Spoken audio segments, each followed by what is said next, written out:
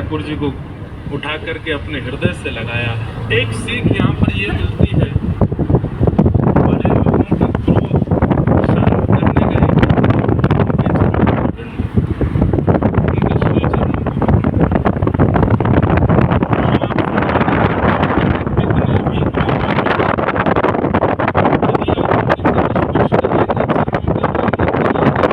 Late जाएंगे।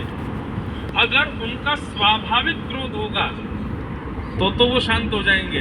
और कहीं ईर्ष्या में भर करके, मद में भर करके कोई व्यक्ति क्रोध कर रहा हो और आप उसके चरण पकड़ रहे हैं, फिर भी वो अपना क्रोध शांत ना करे, तो समझ जाना कि इस व्यक्ति का क्रोध इसका नाश करे।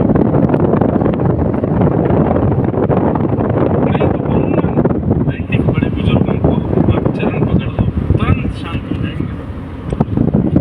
बलराम जी तो सब गुस्सा भूल गए, ठाकुर जी को उठाया, हृदय से लगाया। अरे लाला तू काहे तू चरणों में प्रणाम करे, अरे मुँह तो तेरी बड़ी याद आ रही।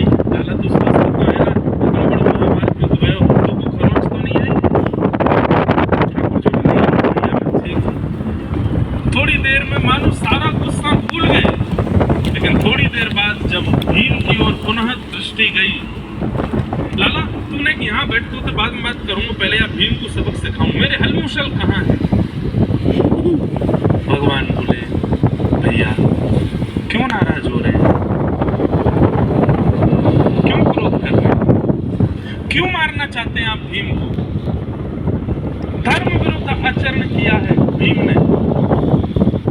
धर्म युद्ध में नाभि से नीचे प्रहार करना मना है और इसने नाभि से नीचे प्रहार करके युद्ध को अपने पक्ष में लिया है।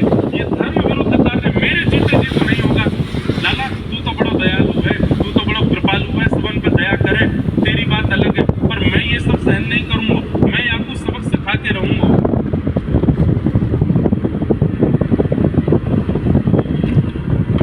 ठाकुर जी बोले नाभि से नीचे प्रहार करना अधर्म है, हाँ, और इसीलिए आप आए हुए। भगवान बोले तो फिर अगला नारी, रजस वाला नारी हरि सभा में निर्वस्त्र हो जाती है। एक नारी उसके पति जुआ हार गए हैं और वहां यही दुर्योधन, यही दुशासन उसके साड़ी खींच के निर्वस्त्र कर रहे हैं।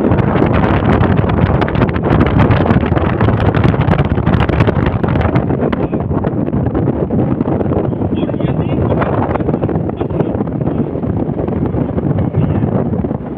दुर्योधन का शिरच्छेदन करने के लिए वहां आप क्यों नहीं आए दुशासन के हाथों को काटने के लिए? एक भरी सभा में नारी का अपमान किया जा रहा था, तब आप नहीं आए।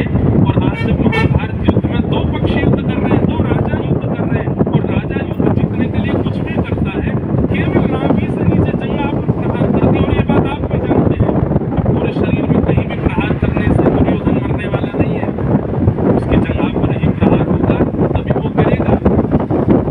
इतना सब जानते हुए भी आप हलमुशल उठा करके यहाँ भीम को मारने के लिए चले आए, मुझे आश्चर्य हो रहा है। यदि उस समय आपका ये क्रोध उत्पन्न हुआ होता तो आज महाभारत युद्ध की नौबत नहीं आती भैया। ध्यान से सुनिए, अधर्म करने वालों को सबक सिखाने के लिए कई धर्मावलंबी उतर आते हैं और धर्म का नाम लेकर के उनको सिखाने का प्रयास करते हैं।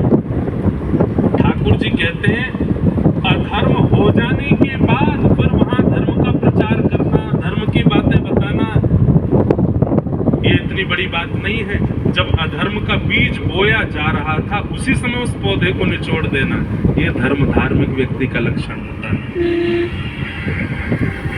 अब पेड़ बन गया है, विशाल वृक्ष बन चुका है अधर्म का, और अब आप लेकर के गए, अब हम इसको काटेंगे, अब हम इसको नष्ट करेंगे, अब इसके लिए हम मुहिम चलाएंगे, इसके पीछे हम दौड़ेंगे, इसका हम ये करेंगे। भगवान बोले कुछ नहीं होगा उससे। जब वो पौधा था तभी निकाल देना था, उसके बाद प्रयास करते रह जाओ, क्योंकि वृक्ष का नियम है काट दो फिर प्रकट हो जाता है। भैया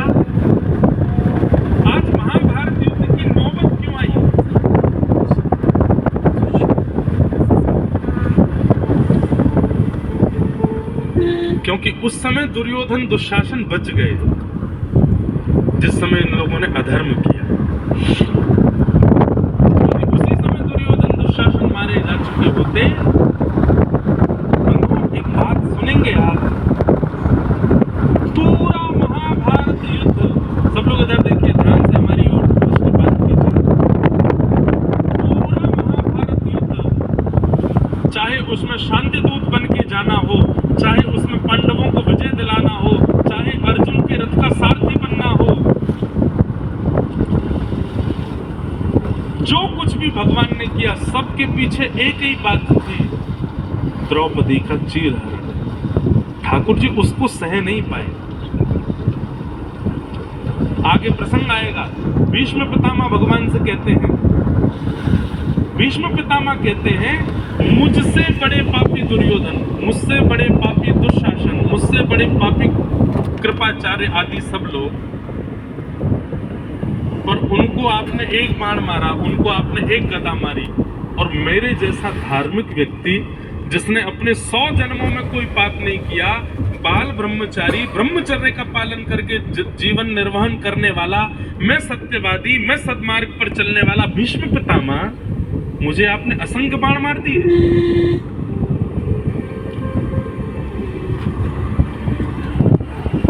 मैं इतना जानता हूं, मैंने विवाह नहीं किया, जब कभी भी स्त्रियों का दर्शन किया तो उनके प्रति मातृभाव या बहन भाव ही रखा, और स्त्रियों की प्रति दूरदृष्टि रखने वाला वो दुर्योधन, उसको आपने इतनी दर्द भरी मृत्यु नहीं दी जितनी भरी दर्द भरी मृत्यु मुझे दी है। 100 जन्मों में मैंने पाप नहीं किया, फिर भी इतना कष्टदायी मृत्यु मुझे क्यों हो रही है? भगवान उत्तर देते हुए कहते हैं,